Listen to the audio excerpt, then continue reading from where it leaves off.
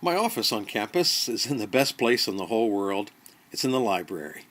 I've loved libraries ever since I was able to read and got my first library card. In New England, you could love libraries just because of their exteriors.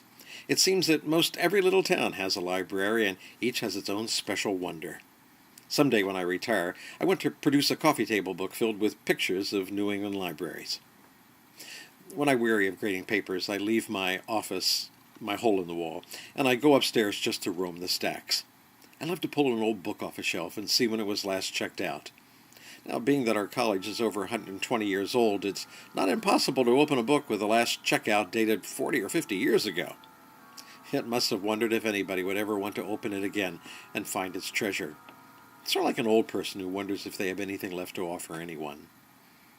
A book is the revelation of someone's mind. Peering into a chapter is peering into the author's soul. There is no such thing as objectivity in a book. Every book is written through the biases and trials of the author. Why did he or she choose this topic? What were they really trying to tell us? It's the same when reading a book by Paul or John or Dr. Luke.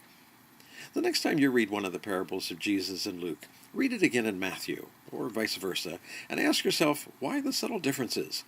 What does that tell you about each of these special great men? I'm Roger Bothwell, and I live in Leominster, Massachusetts.